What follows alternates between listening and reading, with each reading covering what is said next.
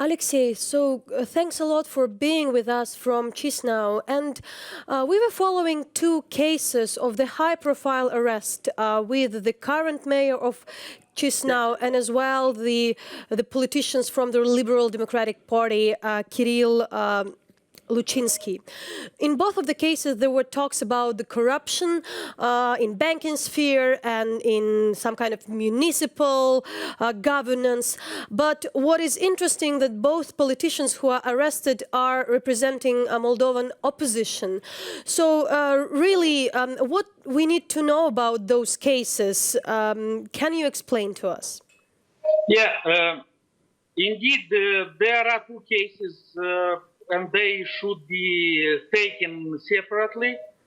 In case of Chiril Lucinschi, former member of the parliament and one of the leaders of Liberal Democratic Party, which was a governing party for a number of years and now is in opposition, as you said, correctly.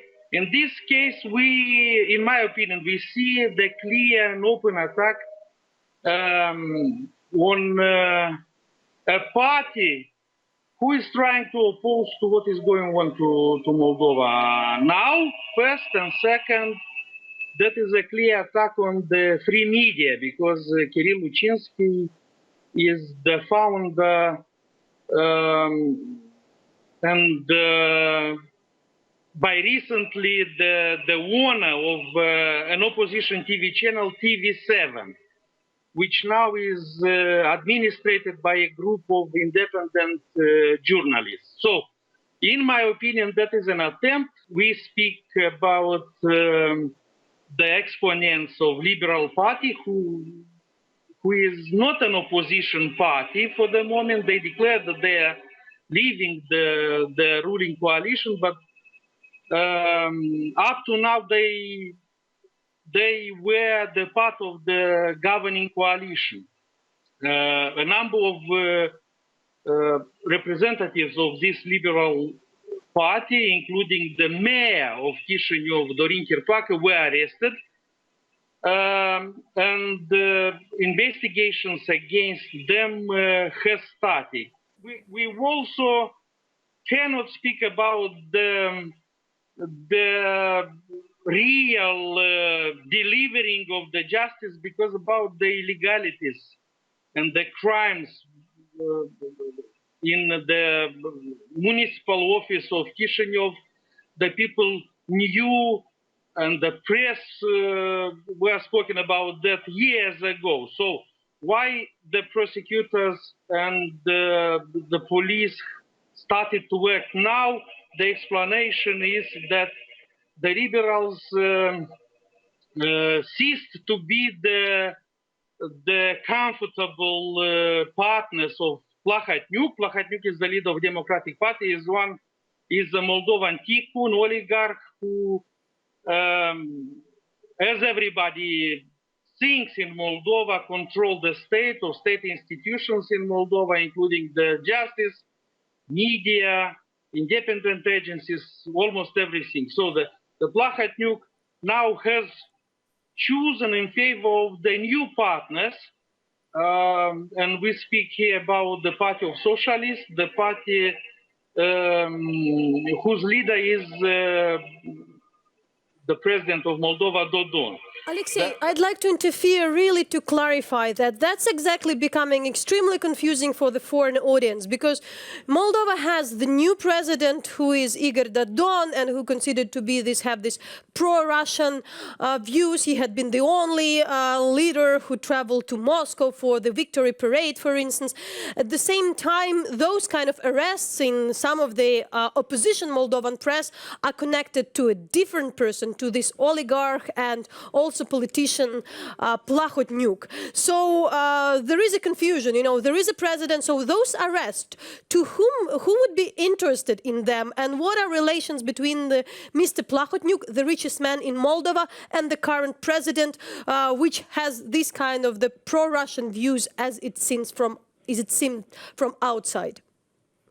The arrest will benefit normally the Plahotniuc, who, in my opinion, consolidate its power in Chisinau, eliminating, destroying the forces which theoretically or practically can fight the authoritarian tendencies in Moldova. And of course, this benefits also the socialists and Dodon, Igor Dodon, who is the president of Moldova, being elected by, in my opinion, by anti-constitutional procedure, but that is another topic. So benefit the socialists also because they would like to divide the country or the spheres of the influence between these two parties, Democratic Party and Socialist Party, which means and show to everybody once again that Plahotniuc, for example, has no political preferences and he can easily and quickly shift from pro-European slogans to pro-Russian slogans, and it also shows that Dodon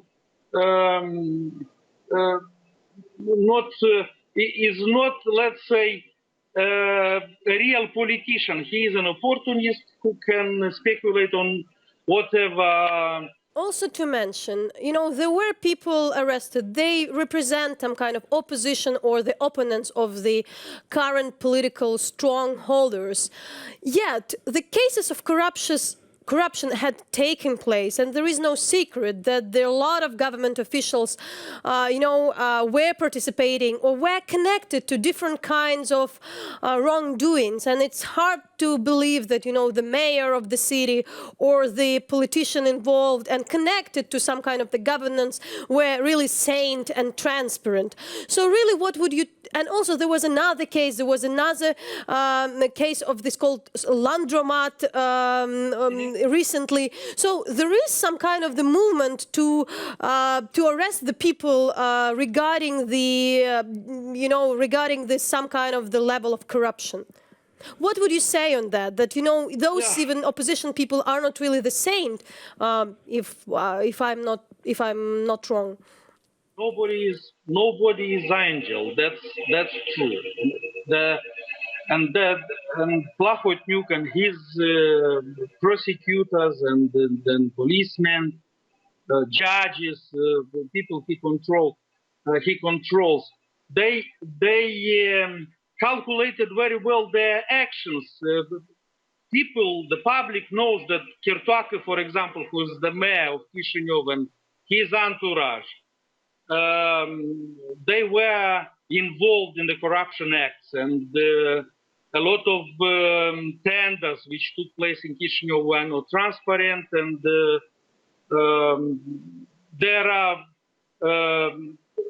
there are a lot of questions to the level and the quality of governance we had in Chisinau. And Plahotniuc knew that people will show a kind of joy seeing how this corrupted, because they, in people, public perceptions, they are really corrupted persons.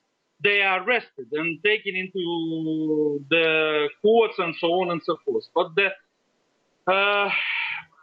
But for the democracy and for the good governance in Moldova, that is almost nothing, because the justice should act not on the order of an oligarch or on the order of the clan which control everything in Moldova, but should act being conducted by the law. So if in case we would have the independent justice, the first door the prosecutors would have been knocked at would have been door of Plahotniuc and his entourage, because Plahotniuc is perceived and being considered the person who have been and is involved in the most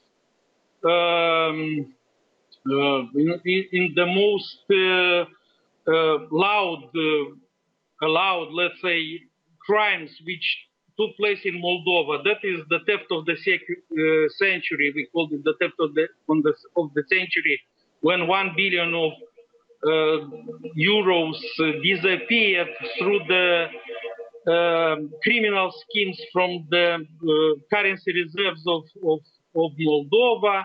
We had a series of riders attack on the banking system, and the banking system being one of the best in the former Soviet Union 10 years ago. Now he is on the threshold of disappearance and this, or let's say a serious crisis. If we would have the independent justice, they will come for Plahotniuc first, not for people who were accomplices of the Plahotniuc. And now, what is going on in Moldova, in my opinion, is the following. Plahotniuc is cleaning up the space from one accomplices for another. He invites another accomplices to continue to do what he did so far in Moldova. Alexei, thanks a lot for this explanation. We really believe that it makes more, you made it more clear for the foreign audience. That was Alexei Tulbure, who is the political commentator from Moldova and former ambassador of Moldova to the United Nations.